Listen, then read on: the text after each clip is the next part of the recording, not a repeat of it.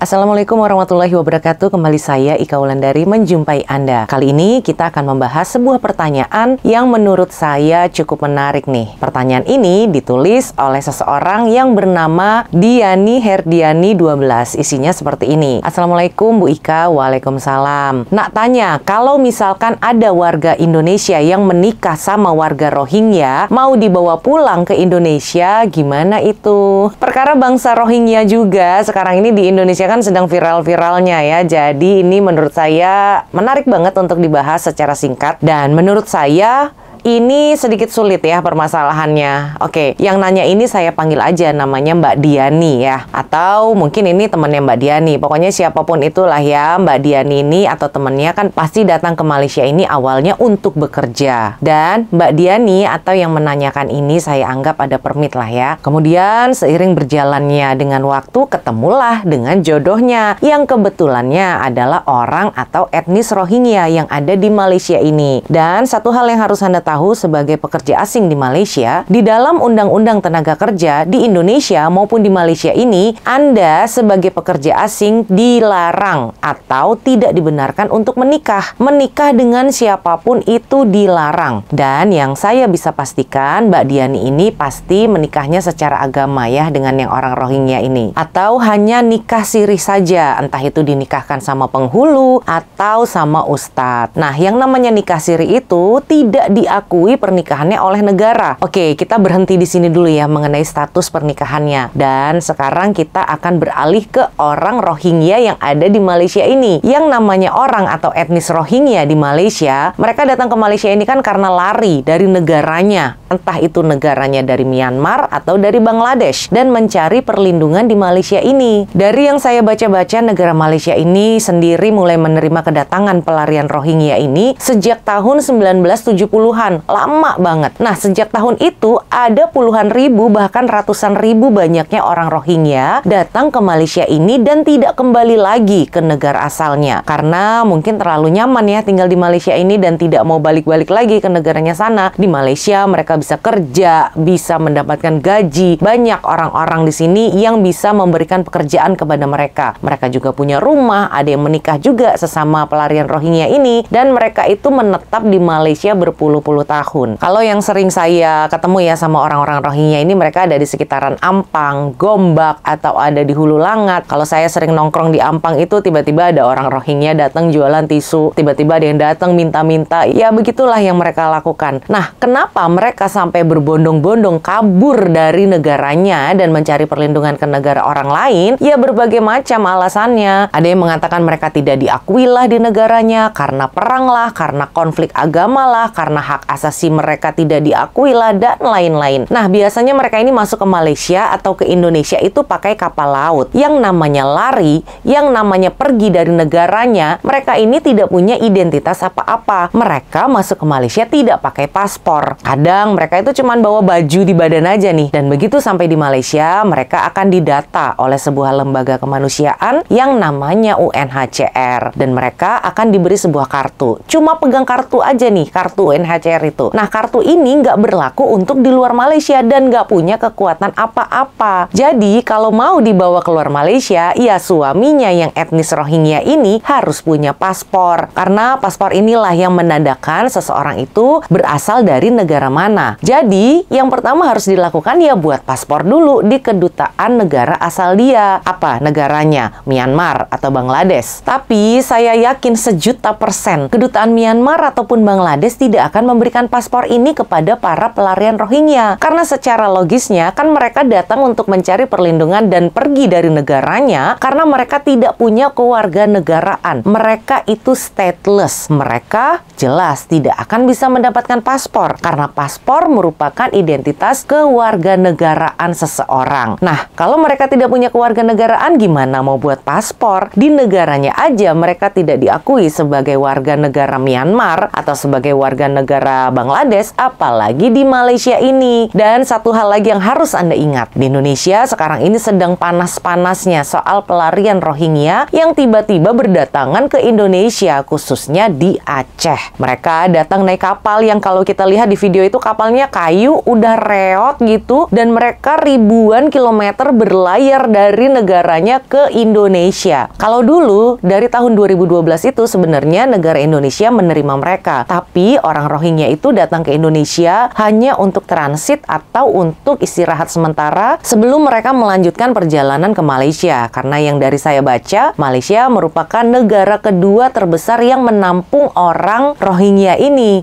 Yang pertama adalah Bangladesh. Kalau di Bangladesh mereka ditempatkan di sebuah camp pengungsian, tapi kalau di Malaysia mereka sepertinya bebas, nggak ada camp penampungan yang mengurung mereka. Mereka punya tempat tinggal, mereka nyewa rumah flat, mereka punya kerja, punya gaji, dan lain-lain. Makanya Malaysia ini menjadi negara favorit tujuan mereka datang, bukan ke Indonesia. Semenjak ada viral-viralan, mulai kita tahu bahwa orang-orang Rohingya ini sebelumnya juga sudah pernah datang ke Indonesia. Kalau yang kita lihat di video itu, kapalnya mereka itu benar-benar udah kayak mau hancur gitu kan. Kapalnya kayu, sudah reot banget, diisi sama penumpang ratusan orang berdesak-desakan begitu. Udah kayak One Piece aja, itu gimana Pak ya? Dan karena sudah sampai di Aceh, ya mau nggak mau kan diterima juga tuh. Walaupun sebenarnya Indonesia dan Malaysia ini tidak punya perjanjian konvensi apa-apa untuk melindungi pelarian Rohingya ini. Tapi karena atas dasar kemanusiaan, ya ditampunglah sementara mereka ini. Di Aceh mereka dikasih tempat perlindungan, dikasih makan, dikasih tempat tinggal. Tapi seperti yang kita saksikan di Aceh sana, begitu diterima satu kapal, loh kok